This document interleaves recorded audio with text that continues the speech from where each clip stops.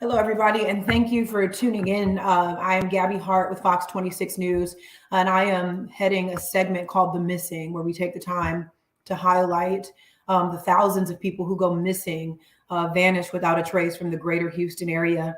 You may have seen some of those pieces. If you haven't seen them after this live stream, you can head over to our website, fox26houston.com. You can type in The Missing, and you can watch some of the stories. We speak with families and, that we kind of restore their hope and putting their loved ones' names out there in hopes that they might get some answers.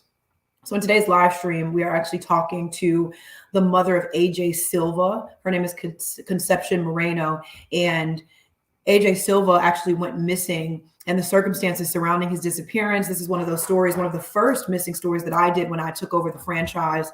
And it really stuck with me and kind of stood out just because of some of the circumstances that just really didn't add up and were kind of shocking, honestly. So I'd like to start by just giving you guys a quick look at a piece of the story that we did. He gave me a hug. He said, "Mom, I love you. I'll see you later." Concepcion Moreno can't stop replaying the last time she saw her son, 19-year-old Alexander Silva III. He went by the nickname AJ. His demeanor was just really different. It wasn't the normal AJ they were used to. That was on April 5th of 2021. She hasn't seen him since. He was out on bond and wearing an ankle monitor at the time of his disappearance. Yeah, and I would like to, at this point, introduce Concepcion Moreno, his mother. So we're going to go ahead and bring her in. And Concepcion, a part of that, I had to stop it at that point because he was wearing an ankle monitor when he vanished. Yes, ma'am, he was, which is still shocking to me as why even give an ankle monitor if they're not really monitoring them. Yeah. A lot of people will think, how does that even happen? An ankle monitor is literally supposed to keep track of someone, and your son disappeared with an ankle monitor on. And just kind of talk to us about what you learned. I mean, I know you guys really did a lot of work to track down the location and where that ankle monitor had been. Well, nobody wanted to really help us. We reached out to, because you never really know, like, this can happen to any of your family members. You see it on TV, you see it, everything, but to actually have it happen, you don't know where to begin. So for us, we called 911, of course. When 911, I made a report, it was crazy. But we took it as a family. We went on the streets. We had a PI reach out to us with First Priority Search and Recovery. They wanted to help us, and they told me to go ahead and try and get a copy of the ankle monitor log.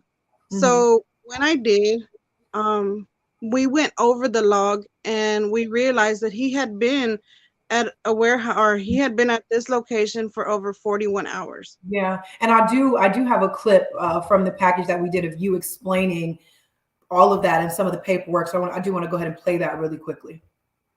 That it was tampered with on the 14th of April. But then it goes completely off on the 15th, comes back on the 16th, and then he's at the warehouse location for 41 hours. 41 hours. 41 this warehouse, this random warehouse. At the random warehouse. So that ankle monitor was tampered with. You saw that. And then it kind of bounced around to different places before it got to this random warehouse. Talk to us about that. Yes, it went to all the known locations as I guess where he normally hangs out at, and ends up right there. My question, for HPD was because a lot of times when we asked them, okay, well, y'all automatically assume that he cut it off.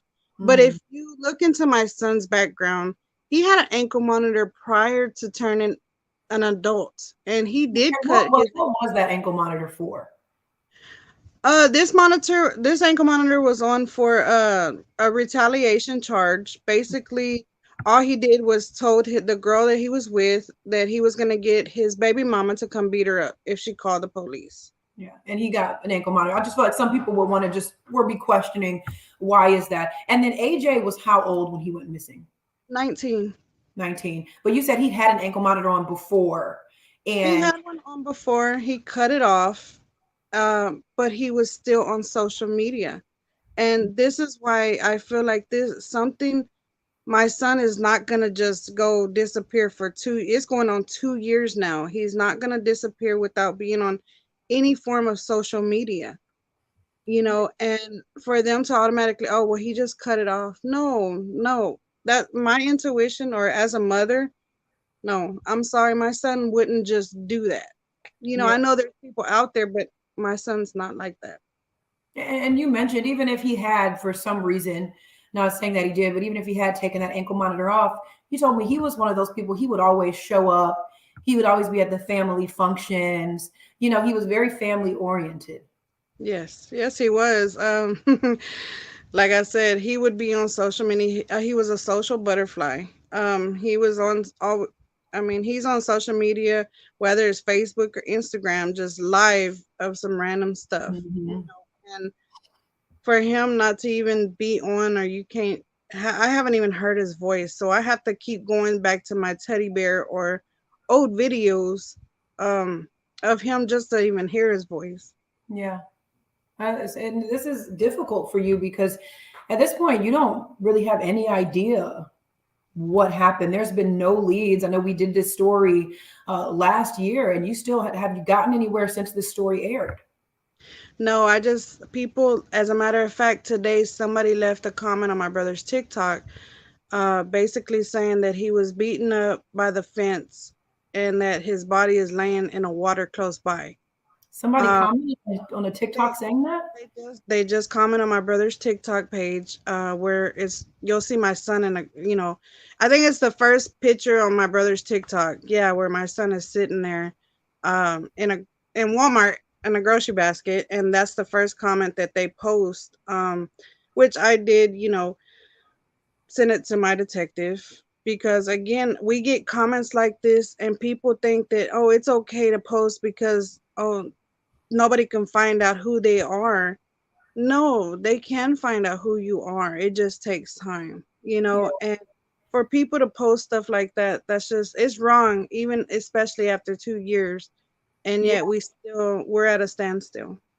And it's interesting you said that, because during our interview, we did talk about you guys went to the neighborhood, and that's the next clip I actually want to play. You guys went out to the neighborhood where this warehouse was, and they were having some sort of parties in between these warehouses. And you guys spoke with a woman who made some very serious claims. I want to go ahead and play what you said there. Every weekend, there's a party in the middle of these warehouses. While casing that area, the family claims they ran into a woman who claims she witnessed someone murder Silva the night of one of those parties. A young man matching my son's description, running through these little containers they have out there, and a dark-skinned person was running after them with a gun. He got to the fence. They shot him in the head and the stomach. That is what somebody who lived near those warehouses told you. Yes, ma'am. As a matter of fact, a friend of mine, she went out there this past weekend, and again, there was a party out there. She's recording everything. You can see a party where the warehouses are. And then at the dead end where the AA meeting, and that dead end to the left, there's a bunch of traffic over there, So for the officers or the police officers to say that the girl was discredited, okay. Yeah, they said she wasn't a credible witness. Okay, yeah. Because they think that she gave so many different stories. But to actually see that, hey, what she said, if you actually go out there on a weekend at nighttime, you can actually see that she's clearly telling the truth, and for her to give just some some very detail on my son, like how the body was laying. That just, I just, that doesn't sit right with me, knowing that, oh, they're not taking it serious. They're thinking, oh, because she lied about it, I would have lied too if I lived that close. You Yeah. know, And I and I for my safety. Yeah, and I do want to, just for the people watching who might not know, we did reach out to HPD after this happened, or after we heard that, and we did the story, and they said she wasn't a credible witness because she continued to change her story, just to kind of to have their voice in this as well. But like you said, she gave some details that were pretty shocking and also pretty accurate. Yes. So at this point, and I know when we spoke, you don't believe that AJ is still with us, still living. Honestly, I don't. I feel it in my heart that he's really not here. And it's sad because I shouldn't have to be going through this, or no parent does, but I need closure. It every day I wake up and I'm expecting to get a phone call, whether it's from HPD or whether it's from somebody telling me, "Hey, you know what? Your son, you're going to find something over here." Or maybe he may just pop up or and call me, but Yeah. I don't You're know, waiting maybe on something. on something, just so I can just close this chapter and just, be done with it, or, have a proper burial, because again, I don't have that closure, so I cannot go and like go to a cemetery to visit him, or I can't do that. And I'm not going to Lumberdale, out of all places, to go and mourn my son, because again, that's kind of creepy. And every time that I go there, I wind up getting very sick to my stomach. And So Lumberdale is where that warehouse was. yes, ma'am. Yeah.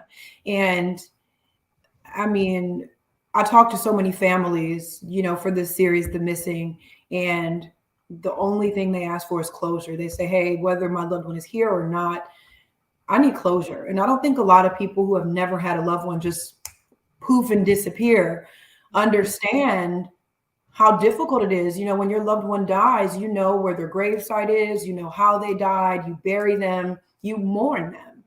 But in a Yes. sense, you guys are kind of stuck in this limbo of, I don't know. I mean, how do you live through that? How do you fight through that?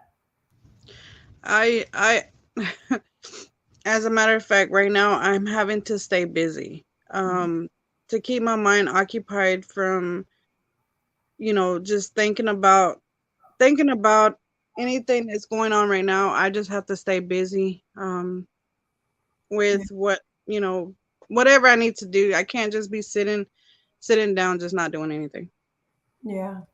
That closure is going to means the world for you and your family. That's something that you guys really need. Yes, ma'am. And I saw now Paul, your brother, correct? Yes, ma'am. And what's his last name again? Vasquez. Vasquez. Paul Vasquez has started a whole initiative from what happened to his nephew.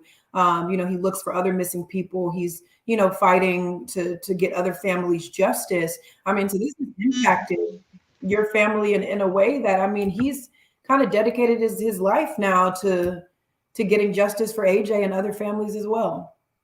Yeah, that's something we both, well, in the beginning, we both wanted to do that, because, well, it was my idea. He just took off running with it. Um, Mhm. I, I also help out, as much as I can. I can't, I wish I was rich, because I would help everybody, when it came to getting a lawyer or something. But, um, all I can do right now is basically just share their story or duet it, and just get it out there. And when I talk to an officer or anybody trying to get any kind of answers for my son, I also bring up their child as well.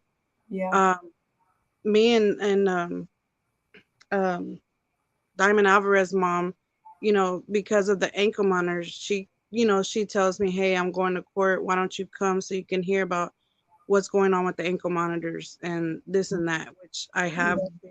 and it's a lot. Just Yeah. so Yeah.